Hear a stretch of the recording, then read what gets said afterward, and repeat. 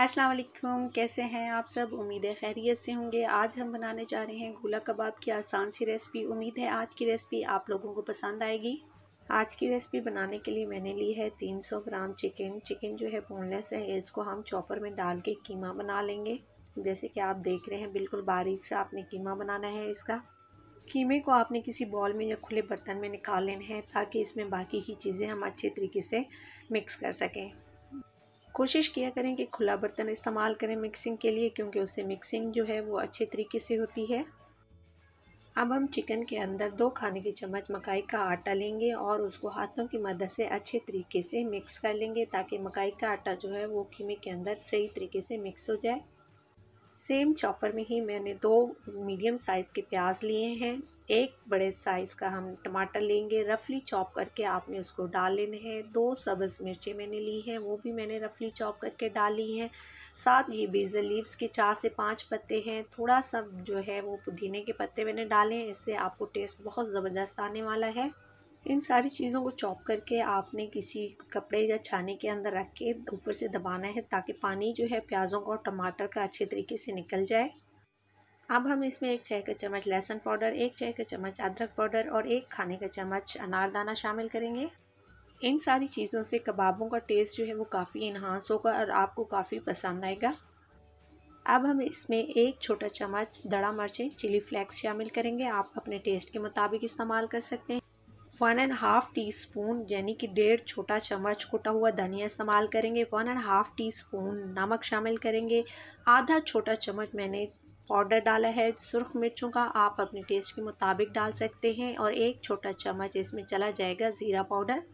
अब आपने अपने हाथों का इस्तेमाल करते हुए इन सारे मिसालों को आपने अच्छे से मिक्स करना है। मिक्सिंग बहुत ज़रूरी है कबाबों के मिसाले के लिए। जब आपका कबाबों का मसाला अच्छे से मिक्स हो जाएगा तो आपने अपने हाथों को पानी से थोड़ा सा ग्रीस कर लेना है और अपने हिसाब से छोटे या बड़े कबाब बनाने के लिए पहले छोटा सा बॉल बनाना है, फिर उसको हाथ की मदद से थोड़ी सी लंबाई देनी है गोला कबाब की शक्ल में, और फिर हम स्टिक पे इसको लगा देंगे। मेरे पास छोटी सी स्टिक्स हैं तो मैं इनके ऊपर 2 कबाब लगाऊंगी। आपके पास अगर बड़ी हैं तो आप 3 से 4 कबाब ईज़िली लगा सकते हैं। जैसा कि आप देख रहे हैं मैंने कबाब को स्टिक में परो दिया है। एक स्टिक में मैंने 2 कबाब लगाए हैं। यहाँ पे मैं आपके साथ दूसरा मेथड शेयर करूँगी। आप स्टिक के बगैर बनाना चाहते हैं, आप जैसा कि देख रहे हैं पहले सेम वही इसी मेथड से आप बॉल बनाएंगे और फिर स्टिक लगा के आप निकाल देंगे। और फिर आप चाहें तो इनको फ्रीज़ करके रख सकते हैं और राइट अवे फ्राई भी कर सकते हैं। ये मेथड 1 के कबाब हैं और बाकी के कबाब मैंने इस तरह बना के इनको फ्रीज़ कर दूंगी। जैसे ही मेहमान आते हैं आप इजीली निकालें और फ्राई करके दे दें। अब आपने अपने पैन में आधी प्याली कुकिंग ऑयल लेनी है।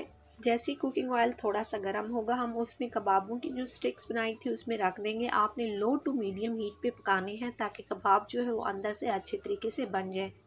जैसे ही हमारे कबाब एक साइड से गोल्डन ब्राउन होंगे तो हम साइड चेंज कर लेंगे। आपने उसको इस तरह देखें, ईज़िली हमारे कबाबों की साइड चेंज हो रही है, ज़बरदस्त सा गोल्डन ब्राउन सा कलर आया हुआ है हमारे कबाबों का। सेम उसी मेथड से हम दूसरी साइड से बना लेंगे कबाबों को।